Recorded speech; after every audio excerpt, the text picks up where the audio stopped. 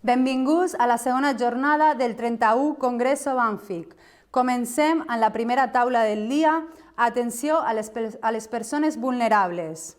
Moderada per la vocalia de tutors, la doctora Beatriz Lacomba, amb col·laboració de la doctora Sacramento Pinazo, doctora Carolina Mir i la doctora Núria Martí.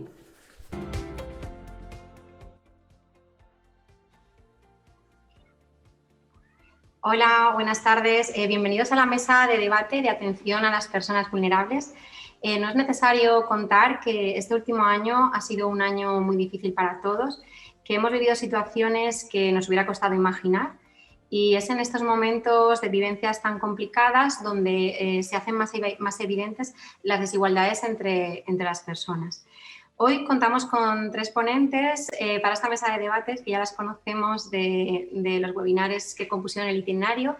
Ellas son la doctora Sacramento Pinazo. Buenas tardes, Sacramento. Hola. Ella es doctora en psicología y profesora titular de psicología social. Ella nos habló sobre el envejecimiento activo. También contamos con la doctora Carolina Mir, que es médico, buenas tardes, médico especialista en medicina familiar y comunitaria y es coordinadora del grupo de trabajo de atención al mayor.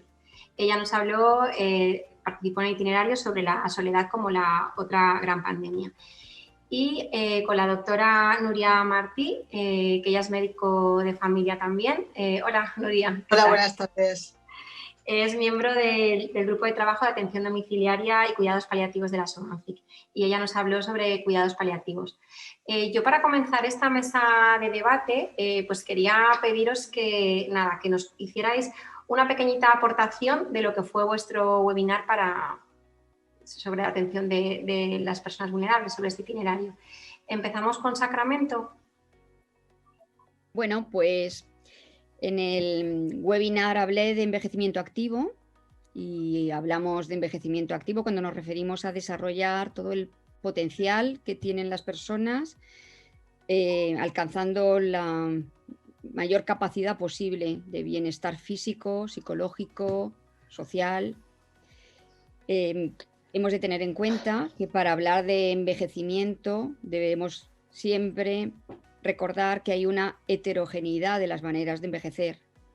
Y aunque aquí en esta mesa vamos a hablar de personas en situación de vulnerabilidad, el envejecimiento es muy amplio, recoge muchísimas edades distintas y además muchas maneras de vivir, muchas historias de vida y muchos recorridos diferentes. Hay personas mayores con un envejecimiento patológico, personas mayores con deterioro cognitivo y personas mayores con enfermedades crónicas que realizan una actividad de vida diaria pues mucho mejor que la de algunas de nosotros, ¿no?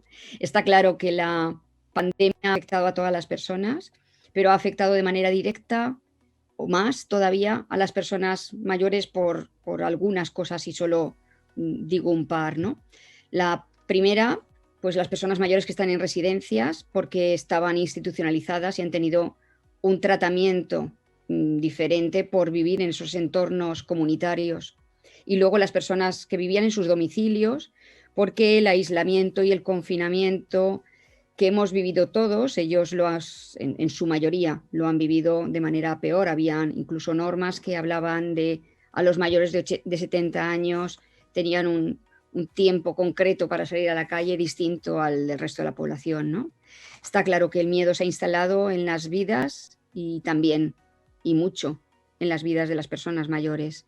Así que esta mesa de situación de vulnerabilidad es muy pertinente en el Congreso por lo que hemos vivido en todos estos meses previos. Gracias. Carolina, ¿nos comentas algo sobre la soledad? Pues en nuestra mesa participaron dos ponentes aparte de mí, Javier Yanguas de la Fundación La Caixa y Mireia López de la Dula. Cada uno desde una perspectiva dieron su aportación a la situación de soledad. Ya antes de la situación que estábamos viviendo ahora mismo, ya desde muchas perspectivas se veía como que la situación de las personas, sobre todo de las personas mayores que viven solas, el aislamiento social, se estaba convirtiendo en un gran caballo de batalla porque estaba repercutiendo en todas sus patologías, en el control de sus sus enfermedades crónicas, en la salud mental y como muy bien ha dicho Sacramento, en su capacidad de ser autónomos y de un envejecimiento activo. Esta situación en la que nos hemos visto inmersos en este último año ha aumentado aún mucho más esta situación de aislamiento social. Entonces, desde nuestra mesa lo que intentamos es hacer un poco el análisis de cuáles eran los roles, qué personas estaban más afectadas por la situación, qué tipo de personalidades podían estar más influenciadas por esta nueva situación, y luego también intentamos aportar soluciones, ¿no? Desde atención primaria, pues no ver la soledad como algo que no podemos hacer nada, sino que es todo lo contrario, algo que es importante detectar y por tanto también generar estrategias de intervención. Esto es... Perfecto, gracias Carolina. Nuria. Hola, buenas tardes. Bueno, pues este congreso, que se ha dividido en 7 itinerarios formativos, pues yo veo que es patente que la atención paliativa está estrechamente relacionada con el itinerario de personas vulnerables y con el de patología crónica, pero en la atención a nuestros pacientes paliativos y también vulnerables también vamos a tener que integrar los otros 5 itinerarios: la transformación digital, la atención comunitaria, la investigación y publicación, nuestra formación como médicos y médicas de familia y comunitaria, y en esta época pandémica enfrentarnos a las posibles enfermedades infecciosas y a la vacunación de nuestros pacientes paliativos. O sea que vamos a integrar un poquito todo. Y aunque el objetivo principal de la atención paliativa consistiría en mejorar la calidad de vida de estos pacientes vulnerables que tienen enfermedades crónicas avanzadas y también la de sus familias, en el siglo XXI yo creo que deberemos actualizar no solo nuestras estrategias asistenciales marcadas por el aumento de esperanza de vida de estos pacientes, sino también innovar conceptos, puesto que el lenguaje crece y se adapta evolucionando con los cambios de nuestra sociedad y cultura. Y esto es parte de lo que hemos comentado en el webinar. Desde el Grupo de Trabajo de Domiciliaria y Paliativos recomendamos utilizar una metodología sistemática para el abordaje paliativo, haciendo partícipes tanto al paciente como a su familia y también a la comunidad de la que forma parte, y reevaluando las preferencias a lo largo del proceso, integrando la atención en el domicilio o bien en el centro sociosanitario donde resida el paciente. Y porque yo creo que integrando conseguiremos una mejor calidad asistencial y una mayor satisfacción como médicos y médicas de familia y comunitaria. Aunque más o menos ya habéis ido diciendo vosotras, yo os preguntaría que para vosotras, ¿cómo definiríais o cómo diríamos que es una persona vulnerable y qué factores le pueden afectar con mayor frecuencia o predisponer a alguien a ser vulnerable?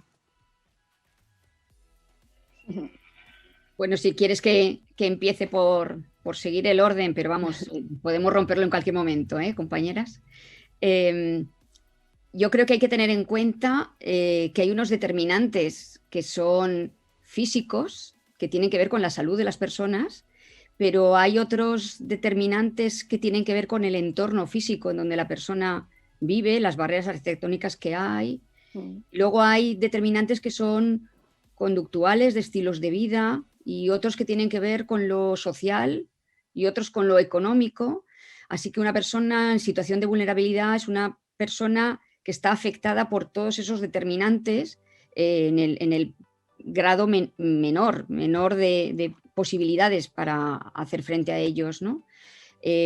Por esto desde sanidad y también desde lo social hay que ayudar a reducir esas carencias que las personas tienen, ¿no? Conforme avanzan en edad, pues algunas tienen menos posibilidades de afrontarlas.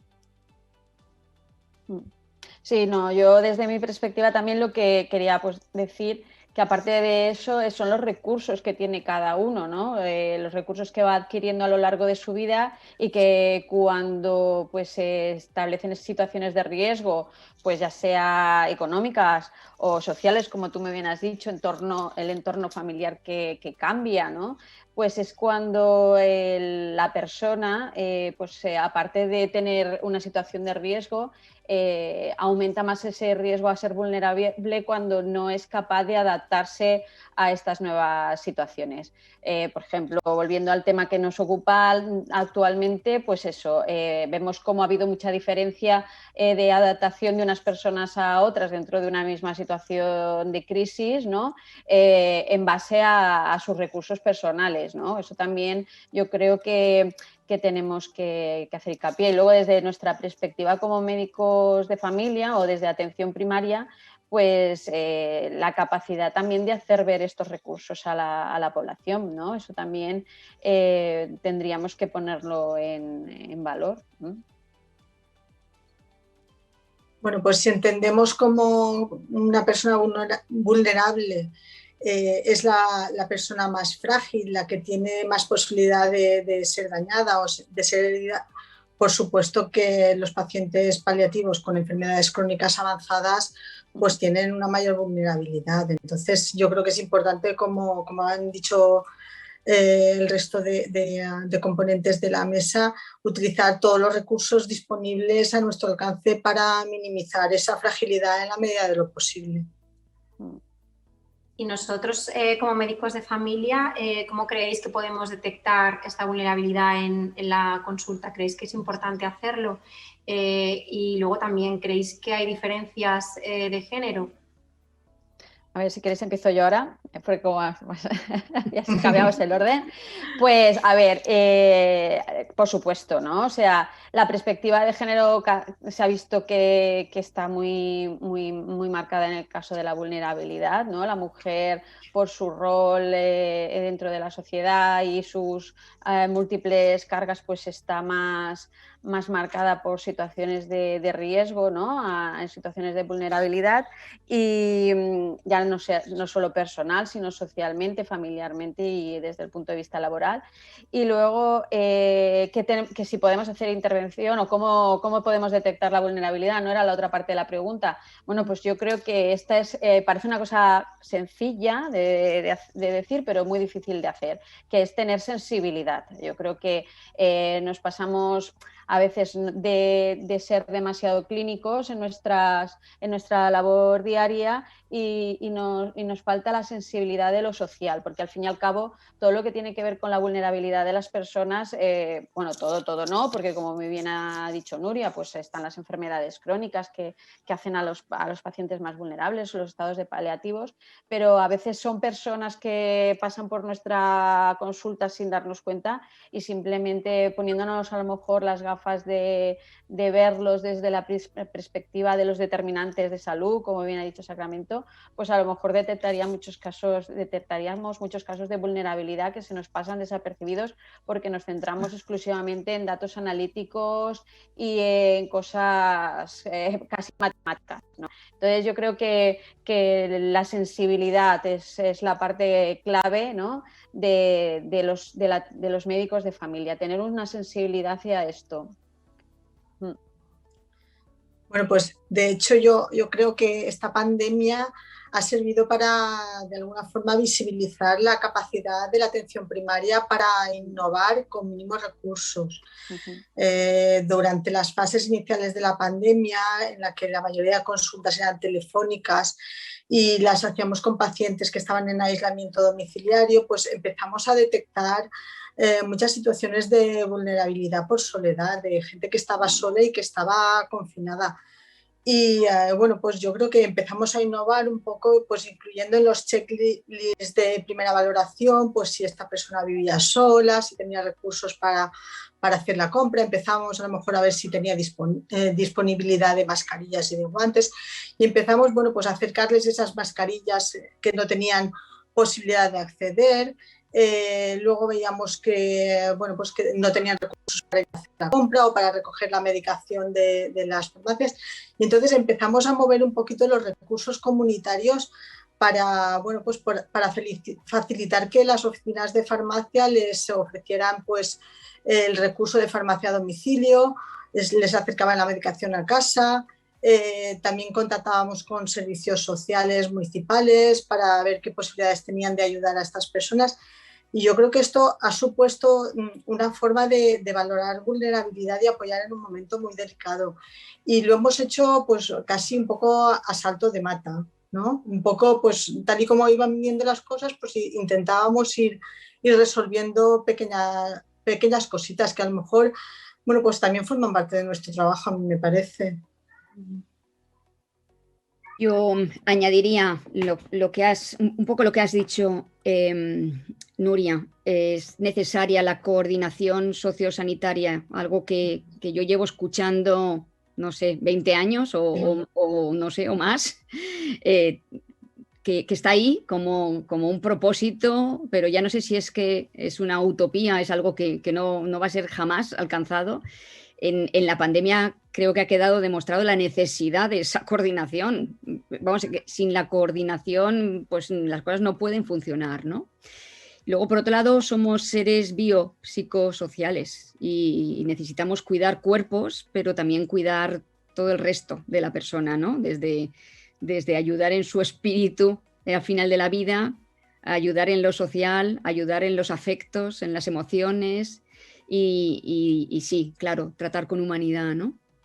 La otra pregunta que has hecho, si había unas diferencias de género, pues varias cosas, pero también sintetizando, pues las mujeres a lo largo de la vida se cuidan menos. Y bueno, pues cuando llega la vejez, pues eso pasa factura. Han cuidado mucho a otros, han dedicado su vida a cuidar, pero se han dedicado menos tiempo a cuidarse. Así que hay más comorbilidad en las mujeres, hay más problemas de funcionalidad, más enfermedades osteoarticulares que limitan su movilidad, pero también tienen más depresión, tienen también más problemas de pobreza, situaciones de problema económico o menor pensión, muchas son viudas y tienen menos red social. La norma social, como muy bien ha dicho Carolina, además, está ahí y está por encima de todos, y las personas, mujeres mayores, pues para muchas de ellas se acaba su vida cuando enviudan, su vida social, ¿no? Además de todo esto, hay una feminización del cuidado. Cuando hablamos de personas en situación de vulnerabilidad o frágiles, no podemos olvidarnos de que por cada persona que necesita atención suele haber, sobre todo en España, una persona que le está cuidando porque no hay suficientes recursos públicos de atención. Así que en España recaen los cuidados en las familias. Así que si hay una persona que necesita cuidados, en casi todos los casos hay otra que es un cuidador, que además es una cuidadora también, no sé, en un 95% de los casos. Así que desde atención primaria hay que hacer un esfuerzo por cuidar a todas estas personas en situación de vulnerabilidad y a sus cuidadores, sus cuidadoras principales, ¿no? Que también además durante la pandemia, al estar los centros de día cerrados, al tener bueno, pues que hacer toda la tarea de cuidado porque no había servicios de rehabilitación, pues se han cargado más aún con el cuidado. Y bueno, pues ahí tenemos el melón más grande. Nos ha crecido el melón en el año, creo. Claro, es que sí. Ya habéis ido adelantando cositas, ¿no? Pero a ver qué pensáis que eso, como médico de familia, qué podemos hacer nosotros desde nuestra consulta, ¿no? Porque muchas veces vemos que no podemos hacer nada, ¿no? Con esta. ¿De qué manera os ocurre que podemos ayudarles o qué recursos podemos utilizar en estas personas? ¿Empiezo yo? Empieza, Nuria. Vale. Bueno, pues yo creo que estrategias tienen que ser múltiples y abarcar pues todos los aspectos posibles. No solo las estrategias de tipo asistencial, sino también pues estrategias administrativas y estrategias comunitarias. Por ejemplo, pues una estrategia administrativa podría ser captar pacientes frágiles por índice de cronicidad de Alumbra, que esto pues bueno, pues se puede distribuir las tareas en el equipo para no tener que sobrecargar siempre a los profesionales médicos. Luego, por ejemplo, bueno, pues también en el tema de comunitaria yo creo que es súper importante hacer partícipes a asociaciones o bien con formas de voluntariado o simplemente como formas de reunión de pacientes que están solos. Habíais comentado el tema de las personas viudas que a lo mejor, bueno, pues dejan de tener relaciones sociales y quizá pues estas asociaciones lo que pueden fomentar es el hecho de que se vuelvan a juntar, vuelvan a tener una red de apoyo social. Y son recursos que están a nuestro alrededor. Puede ser pues una asociación fallera o una asociación de amas de casa o voluntarios en la Cruz Roja, en cualquier otra ONG. Y esto yo creo que hace que no solamente como red de apoyo social, sino también como fomentar la actividad o sea, el hecho de irse a andar, porque hacen relaciones sociales, pero luego también pues, y mejoran también el ejercicio físico, porque se juntan un poco para caminar, no solo para cosas así más lúdicas. Y yo creo que es importante que la comunidad participe, que hagamos partícipes a la comunidad en todas estas tareas. Sí, bueno, yo en este sentido pues pienso lo mismo que Nuria, ¿no? La base de abordar la vulnerabilidad en atención primaria es tener pues poner encima de la mesa y conocer la red de recursos comunitarios o lo que se llaman activos en salud, ¿no? Que disponemos en cada zona básica, porque yo creo que aunque pues queda muy bien decir todos estos recursos, muchas veces pasan desapercibidos o son desconocidos para la mayoría de los profesionales de los centros de salud. Yo creo que ahí es otra línea de trabajo interesante, que es hacer o conocer los activos de nuestras zonas básicas para poder ofrecerlos a los distintos pacientes en función de su vulnerabilidad, porque ahí nosotros no estamos recetando medicamentos, lo que recetamos son recursos comunitarios, ¿no? Y recetar por hablarlo de alguna manera, porque ya medicalizamos otra vez todo, pero sí que yo creo que nos pasa que no conocemos los activos de nuestros barrios, no conocemos los recursos comunitarios que disponemos, y muchas veces a la hora de abordar situaciones de vulnerabilidad muchos pacientes se quedan en tierra de nadie porque, por ejemplo, esto que ha comentado Nuria, pues por ejemplo saber que hay farmacias comunitarias que ofrecen a los pacientes la posibilidad de recibir los medicamentos en su domicilio, o ONGs que llevan el Menchar a casa, o acompañamientos, ya sean ahora, por ejemplo, serán más online y antes eran presenciales, o salidas de grupos de actividad física, pues muchas veces es que no los conocemos. O sea, existen, están en nuestro barrio, se van haciendo y los conocen los vecinos de proximidad. En el caso, por ejemplo, de la soledad, que fue el tema de nuestra mesa, pues nosotros presentamos en nuestra mesa varios recursos comunitarios en distintas barriadas que se están movilizando pues, a través del voluntariado de la población, ya sea para la detección de la soledad como para la intervención en el acompañamiento de estos pacientes. Pero estos recursos tienen que estar vinculados a los centros de salud para que los profesionales sanitarios los podamos ofertar a la población. Muchas veces lo que pasa es que las cosas comunitarias están fuera y nosotros estamos dentro, y no conseguimos cohesionar los recursos para poder ofrecerlos a la población. Entonces nos es mucho más fácil a veces recetar un fármaco que a la larga va a tener más efectos secundarios que una actividad comunitaria que no tiene efectos secundarios más que la socialización y la recuperación muchas veces de esta vulnerabilidad. Pero tenemos que conocer los recursos y muchas veces no los conocemos.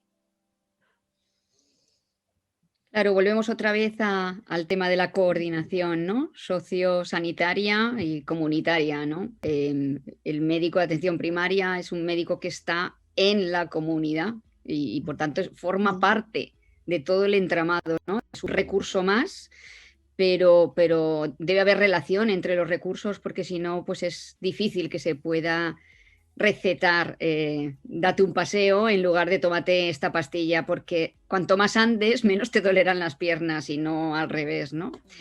Creo que es posible hacer prevención, hacer promoción de la salud y hacer atención desde atención primaria, hacer las tres cosas y detectar perfiles de riesgo. Ahí está la base de datos con toda la información de las personas, además en muchos casos de muchos años, en donde se puede ir viendo cuáles son sus enfermedades crónicas y atenderles. Por ejemplo, si miramos los grandes síndromes geriátricos, ¿no? Uno de ellos son las caídas. Las caídas tienen mucho que ver con el sedentarismo, tienen mucho que ver con la falta de ejercicio físico, tienen mucho que ver con la falta de movilidad.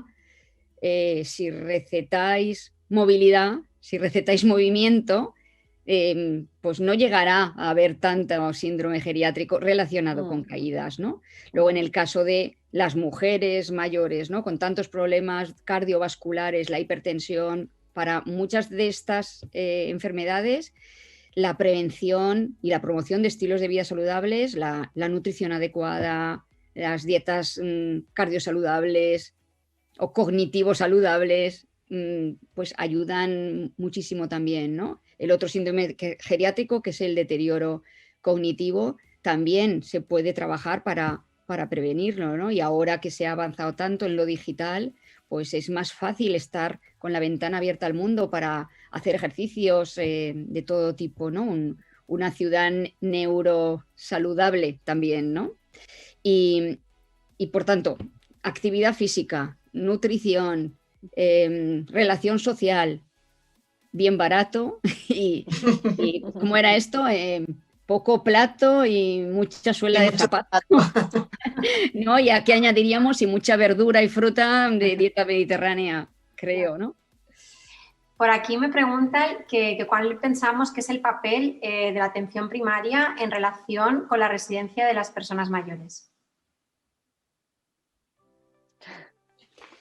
Bueno, yo creo, si me permitís, que atención primaria y los centros residenciales deberían estar unidos siempre.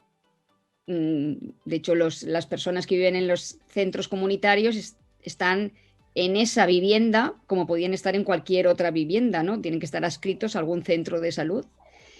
Ahí, nuevamente, el profesional sanitario que toca por la zona debería conocer a esos pacientes que están dentro de esa institución, ¿no? Y además se podrían hacer tantas cosas, ¿no? Desde charlas hasta programas de prevención unidos a farmacias comunitarias, ¿no? Yo creo que el papel de atención primaria con las residencias es nuclear, es nuclear. Hay hospitales que tienen unidades de geriatría en España, pero en la Comunidad Valenciana no hay muchos. No tenemos apenas geriatras.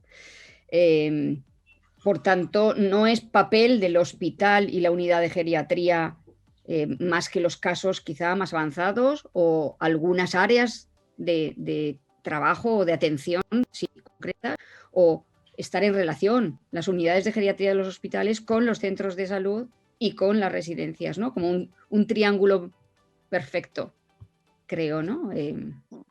Sí. Sí, a ver, yo creo que lo que estás diciendo, Sacramento, es así. O sea, durante la crisis, la mayor crisis ahora que ha habido durante la pandemia, los centros de salud que estaban más vinculados tenían mayor red, porque al fin y al cabo volvemos a la red, porque al fin y al cabo es una red lo que estamos tejiendo en nuestras zonas básicas de contacto con los referentes sanitarios que habían dentro de las residencias, controlaron mejor las situaciones dramáticas que se vivieron dentro de las residencias que los que estaban aislados por completo. O sea, los que no habían establecido previamente una red de comunicación desde el centro de salud hacia la residencia y viceversa, se vieron más abandonados y se vieron muy como llevados por la ola, ¿no? del virus, los que estaban más en contacto, por ejemplo, en mi caso, en mi en mi experiencia pues era continua la necesidad de contacto, de casos, de hablar de los problemas que estaban surgiendo en la residencia para intentar que se minimizaran tanto los problemas de dentro como de los propios trabajadores de la residencia, que al fin y al cabo formaban parte también de la zona básica, como de nosotros mismos, ¿no? Pero claro, todo eso implica un trabajo previo, ¿no? de coordinación y muchas veces se queda relegado al interés personal, ¿no? a la voluntariedad. Tenía que estar todo muy protocolizado, muy cerrado. Ahora, un año y pico después, pues sí que es verdad que todo esto ya está mucho mejor, porque claro, nos ha quedado otra. Pero nos ha puesto en evidencia las deficiencias de las redes en las zonas básicas con las situaciones que habían, pues en este caso las residencias, pero también podemos hablar de centros de menores, otros colectivos, otros centros que hay en las distintas zonas básicas también de población vulnerable, no solo de ancianos, pueden ser pues, Proyecto Hombre, etcétera, etcétera, que aglutinan población vulnerable y que es fundamental tener una vía de comunicación fundamentalmente, ya no solo que conozcamos a los usuarios de estos sitios, sino que haya por lo menos una comunicación para resolver las crisis o los problemas que vayan surgiendo.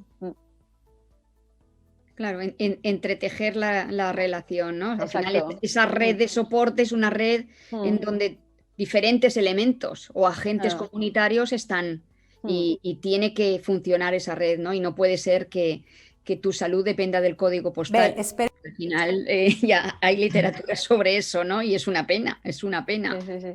O que te toque como profesional sanitario Carolina Mir u otro. No es lo mismo. Que es una pena, ¿no? Es una pena.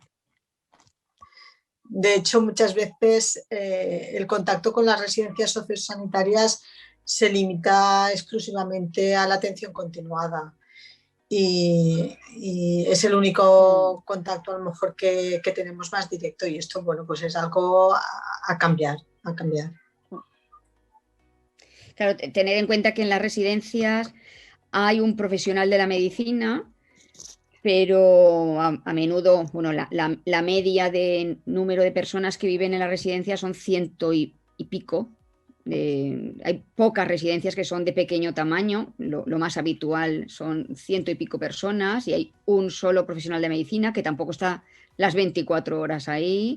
Hay profesionales de enfermería, pero por la noche no tanto y durante el día sí, pero tampoco la ratio es insuficiente. Los auxiliares de geriatría, la ratio es insuficiente. Las personas que van a las residencias son personas que ya tienen un alto grado de vulnerabilidad, muchas de ellas, más del 80% tienen deterioro cognitivo en fases avanzadas, porque si no, uno intenta quedarse en casa el mayor tiempo posible, pero a veces la casa no es el mejor sitio donde está atendido, ¿no? Y necesita más cuidados sanitarios y claro, es demasiada la carga de trabajo. Si además ahora le unimos pues, todo lo que ha ocasionado la pandemia dentro de las residencias, pues claro, no daban abasto. O sea, les hacía falta otros recursos, ¿no? Aquellos que habían tenido ya la suerte de haber trabajado con esa red tejida, pues fenomenal. Los que no, pues lo tuvieron peor.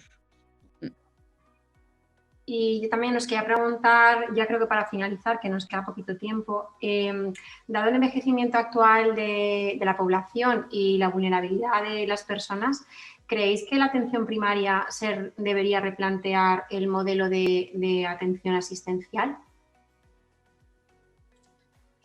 Bueno, pues yo creo que por supuesto, que para ello hacen falta recursos humanos, recursos económicos y también mucho más apoyo de las instituciones. Yo creo que este congreso debería haber sido obligatorio para todos los altos cargos de consellería, haberlos sentado para que vean y se den cuenta de todo el trabajo que no es visible y que estamos haciendo desde atención primaria. Yo creo que luego también es importante tener en cuenta la atención en el domicilio del paciente porque es su medio natural y debemos tener tiempo para poder programar y realizar las visitas domiciliarias de forma adecuada, con una estructura clara, con unas agendas preparadas para ello, junto con profesionales de enfermería y trabajadores sociales, colaborando con servicios sociales municipales, que quizá en centros rurales o semiurbanos pues hay más facilidad de comunicación con este tipo de servicios, pero luego también en los centros urbanos que son más grandes también tienen mucha más disponibilidad de recursos y yo creo que hay que aprovechar todo lo que tengamos a nuestro alrededor. Y yo creo que es importantísimo hacer visible nuestro trabajo cotidiano, que parece que no llega a la población, que se ha visto que la población no llega a ser consciente de todo el trabajo que hacemos, que nuestra labor no es exclusivamente asistencial, que participamos en formación, en investigación y que tenemos que posicionarnos también en redes sociales para que se vea el trabajo. Es que yo creo que es importantísimo visibilizarnos. ¿Alguna cosita más? Nos quedan 4 minutitos. Pues a ver, que lo que está diciendo Nuria, la situación esta nos ha obligado a adaptarnos rápidamente a la situación. Hemos demostrado claramente que somos elásticos, moldeables, fácilmente adaptables, pero claro, también nos estamos cansando un poco de tanta presión y es muy importante que esto de alguna manera también nos haga tener voz de cómo queremos que sean las cosas, cómo queremos organizar nuestro trabajo para la mejor atención de los pacientes, teniendo tiempo, como muy bien ha dicho Nuria, para una atención domiciliaria de calidad, acompañados de enfermería, aprovechando pues, la posibilidad de las nuevas tecnologías, como puede ser, pues yo qué sé, las videoconferencias, etcétera, etcétera, para tener una mayor accesibilidad y una optimización del tiempo. Yo creo que tenemos que aprovechar este cambio que ha habido tan radical para reorganizar nuestras consultas, aprovechar que podemos intentar mantener consultas de 10 minutos, como siempre hemos venido reivindicando hasta ahora, pues yo qué sé, intentar que las consultas telefónicas sean para lo que son y las presenciales sean consultas de calidad y con tiempo para el paciente. Entonces, creo que tendríamos que aprovechar este momento para reivindicar pues, unas consultas, o sea, un tiempo en consulta adecuado para cada tipo de paciente. Sí, yo insistiría en la necesidad de la prevención y la promoción, porque al final todas las personas, tengamos la edad que tengamos, queremos nuestro mayor bienestar, queremos seguir funcionando con nuestras actividades de vida diaria, las que nos gusta hacer, y tanto las personas mayores sanas con enfermedades crónicas como las que son frágiles, como la persona mayor con enfermedad compleja, el paciente pluripatológico y la persona mayor en situación de final de vida, todas ellas quieren su bienestar hasta el último momento, ¿no? Entonces, ¿cómo puede atención primaria ayudar a cada uno de estos perfiles distintos? Yo creo que hay trabajo por hacer y que sabéis hacerlo muy bien. A ver si os ponen medios suficientes. Eso es lo que nos falta, medios. A mí me gustaría también destacar el papel de la atención primaria como gestores de personas vulnerables. Difundir la experiencia y el conocimiento que tenemos y para compartirlo con otros compañeros e intentar unificar el trabajo de forma consensuada para que haya una menos variabilidad en la práctica diaria. Genial tu aportación, Nuria. Pues nada, creo que lo tenemos que dejar ya aquí porque ya son casi 40 minutos. Nada, muchas gracias por toda vuestra aportación, ha sido un placer. Y nada, ya damos paso a la siguiente mesa, que creo que ya tiene que ser a las 5:40 y ya estamos ahí. Nada, muchas gracias. Gracias. Muchas gracias. Vale, hasta luego, gracias. Gracias a todos. Adiós.